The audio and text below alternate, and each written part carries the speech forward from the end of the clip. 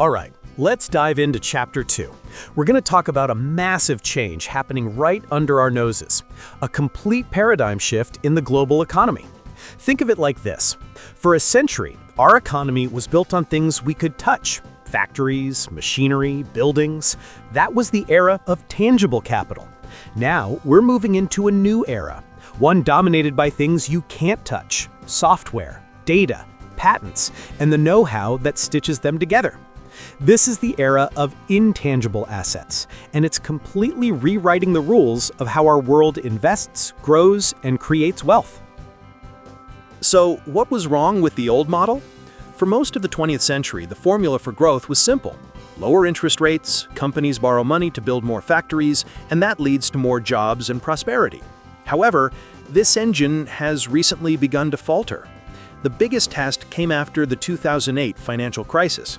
Central banks pumped trillions of dollars into the system with ultra-low interest rates, hoping to restart that old engine. But it didn't work as planned. The old tangible capital model had hit a wall. Instead of sparking growth, all that cheap credit led to a huge problem called capital misallocation. The money didn't go where it was most needed. Because there were already enough factories to meet consumer demand, the new investment just led to oversupply and lower profits. This environment also gave rise to zombie firms. A simple way to think of these are companies that are economically unviable but are kept on life support by a constant drip of low-interest loans. For banks, it was often easier to keep these zombies alive than to force a bankruptcy and write off a huge loss. The result? Capital, talent, and resources remain trapped in these low-return companies instead of being reallocated to new, innovative ventures. This situation created a huge puzzle for economists, which they called the productivity paradox. On one hand, you had a massive tsunami of financial stimulus being pumped into the system. On the other, you had productivity growth that was frustratingly slow, almost stagnant. The core problem is that the economy was becoming waterlogged with underperforming physical assets. The big lesson here is clear. Just pouring more money into the old industrial economy doesn't create growth anymore. The engine is broken. But while the old engine was failing, a powerful new one was roaring to life. This new growth is centered on intangible capital. These are assets that are incredibly productive but have no physical form. We're talking about things like the money spent on research and development, the code that makes up all our software, valuable data sets, patents, and even a company's brand reputation. This isn't just a new sector of the economy. It represents a completely new and more powerful model for growth. For a very long time, this booming part of the economy was essentially invisible. Think about it like this. Under old accounting rules, if a company bought a new factory oven, that was an investment. But if they spent the same amount of money developing a secret world-changing recipe, that was just a daily expense. As a result, this unmeasured economy was hidden from official statistics. But recent research has revealed its true staggering scale.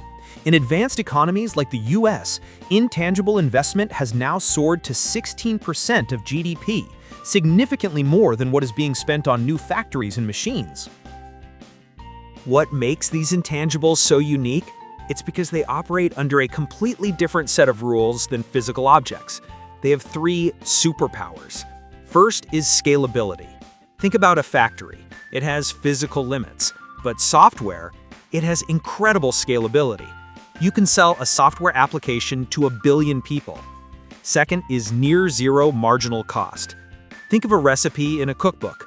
All the effort goes into creating the recipe once. After that, the cost of sharing it with one more person is virtually zero. Third is spillovers. The invention of GPS for military use, for example, spilled over to create countless new industries, from Uber to DoorDash, that the original inventors never imagined. And when you have assets with these superpowers, the result is explosive growth. The evidence is now crystal clear. The more a country invests in intangibles, the higher its productivity growth. The most dynamic and fastest growing companies are consistently the ones that outinvest their competitors in intangibles. In fact, research shows that industries that are heavy on intangibles have been growing, on average, a remarkable 28% faster than all the other sectors. This is the new productivity engine in action. So what caused this dramatic shift to happen now? It was the convergence of two powerful forces. The first was digital technology.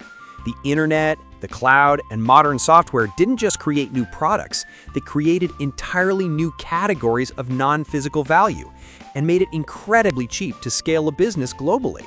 The second force was the post-2008 financial environment. All that quantitative easing, or QE, pushed interest rates on safe assets to near zero, forcing large investors to hunt for higher returns in riskier ventures, which were overwhelmingly the new, knowledge-based business models. This new intangible economy doesn't just grow differently, it also competes differently. It gives rise to a very distinct and predictable industry life cycle that we call the superstar firm phenomenon.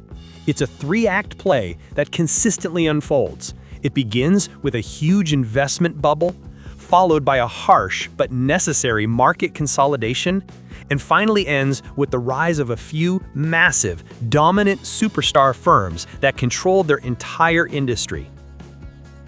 Act 1 is the investment bubble.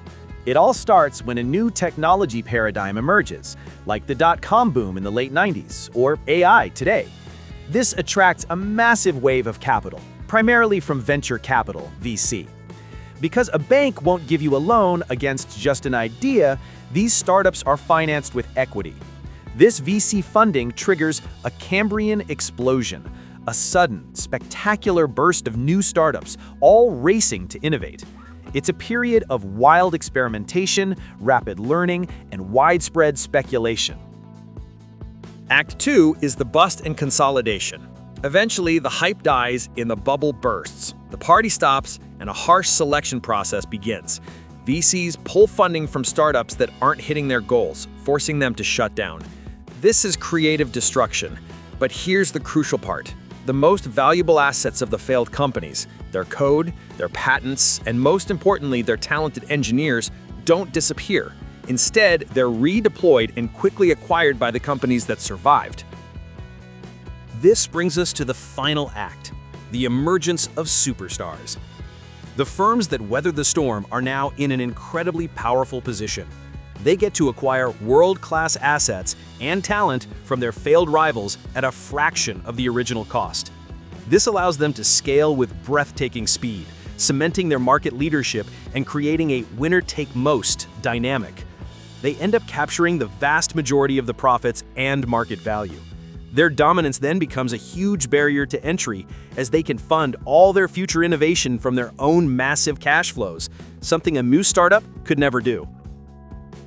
And this contrast reveals the ruthless genius of the intangible economy.